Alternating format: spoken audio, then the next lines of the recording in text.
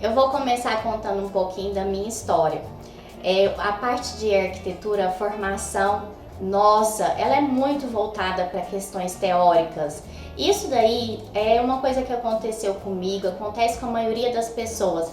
A gente, na hora de começar a trabalhar de verdade, a gente sente dificuldade, bate uma insegurança.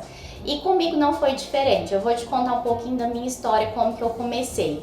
Eu me formei em 2011 na Universidade Federal de Uberlândia. Eu já trabalhava com projetos executivos padrão prefeitura, acompanhava aprovações de projeto na prefeitura de Uberlândia. Só para pontuar, isso daí fez diferença sim. A gente pensa que um estágio às vezes não vai fazer a diferença na vida da gente, mas todo trabalho ele traz algo de bom, algo de melhor, algo que vai te acrescentar.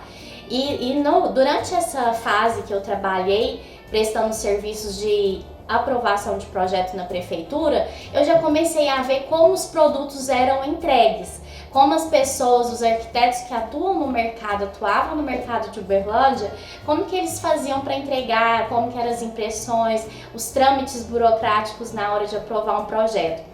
E eu me formei e fui morar em Sorriso, Mato Grosso, 1.500 quilômetros de distância daqui.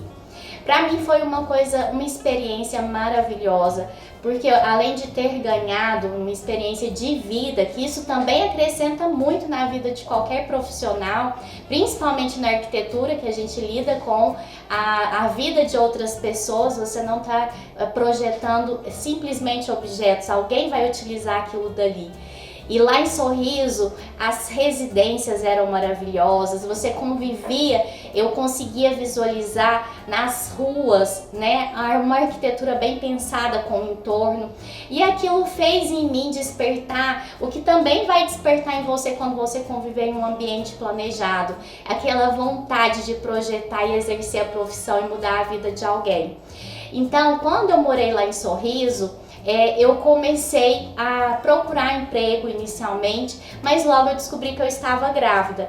Então eu não consegui exercer nos meus primeiros anos de profissão a arquitetura em si, mas eu não deixei de sonhar, aquilo ficou guardado dentro de mim. Eu pude acompanhar os primeiros passos da minha filha, acompanhei detalhadamente, né, as primeiras palavras, tudo dela eu consegui vivenciar junto com ela.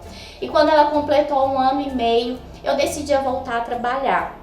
Era precoce, não era a hora certa, mas eu sempre fui muito decidida. E eu procurei emprego e fui trabalhar como vendedora de sofá, vendedora de móveis. E ali eu comecei a conviver com outros profissionais da área de arquitetura e passei a observar a postura deles, como eles se comportavam, como que era a conduta deles quando o cliente acompanhava junto com eles a escolha dos mobiliários, e aquilo reacendeu dentro de mim aquela paixão pela parte da arquitetura de interiores. Logo eu já consegui um outro emprego, melhor do que o que eu estava, e eu comecei a lidar com obras de alto padrão, residências de luxo, casas acima de 500 metros quadrados, verdadeiras mansões. E aquilo daí foi me encantando, eu fui ficando cada vez mais apaixonada pela arquitetura. E diante de alguns problemas que tinham dentro desse escritório, aquilo atiçou em mim uma vontade muito grande de abrir o meu próprio escritório. Naquele momento eu não tive apoio do meu pai, dos meus familiares, mas o meu marido me apoiou. Ele foi comigo, ele me ajudou a escolher o local, e eu busquei já logo de início criar estratégias que fossem me destacar. Para vocês terem uma noção, que eu vejo muitos arquitetos utilizando de desculpas, né? Que tem muitos profissionais na área, que o mercado já está saturado. Sabe quantos profissionais que tinham lá em Sorriso, a cidade de 80 mil habitantes na época?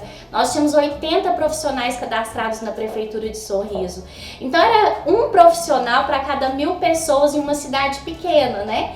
Que como a arquitetura a gente está falando de um triângulo, a gente atinge uma população restrita na hora de vender nosso produto, então a gente pode dizer que estava um mercado realmente bem saturado.